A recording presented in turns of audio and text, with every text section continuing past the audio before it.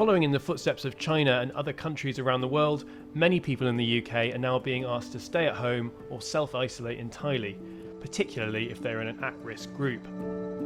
But that isolation poses its own challenges, from getting access to the basic necessities to looking after your mental health.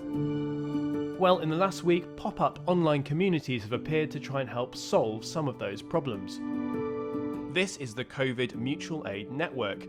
Each one of those pins is a local group pledging to help people in their community isolated by COVID-19. And believe it or not, just a few days ago, none of them existed at all. In less than a week, the movement has snowballed into an entire improvised volunteering infrastructure.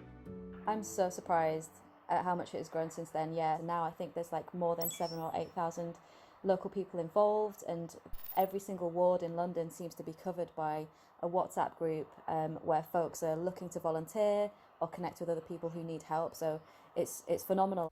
At the moment, the real heart of all of this is something quite basic, really. It's groups on WhatsApp. And you can see these are just a few of the ones that I've joined in the last few days. And already they've got hundreds and hundreds of messages from people offering their help and trying to get involved. Now, obviously, this is just around me, but I'm told similar groups are cropping up all across London and in some places around the UK. Beyond WhatsApp, groups are using open access tools like Google Docs, Sheets and Forms to bootstrap a whole volunteering infrastructure out of nowhere. And all of that organisation is essential if the groups are going to reach more people in the community who may not be looking for support online. It's about 9 AM and I'm in an estate in central London, just waiting for a few members of the local group. They're planning to flyer this entire estate, every single house this morning.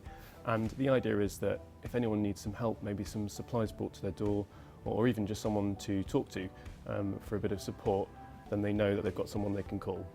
Yeah, it's difficult, isn't it? I think this is a really scary and anxious time, but I think the best way forward is everyone coming together. And what an amazing time to discover your neighbours in this time we're going to be shut in our neighbourhoods. Should we start over?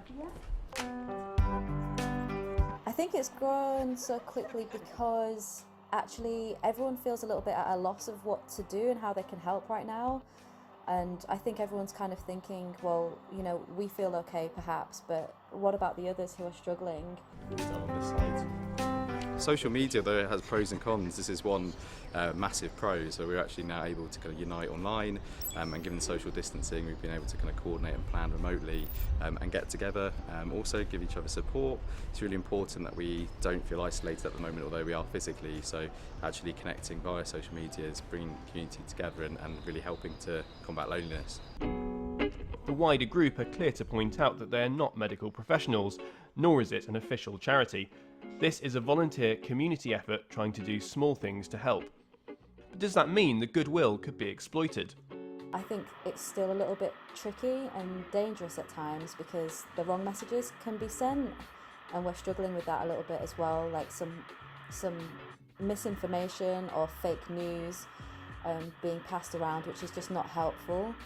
It's such early days for projects like this, so it's not clear yet just how much impact pop-up volunteering communities could have.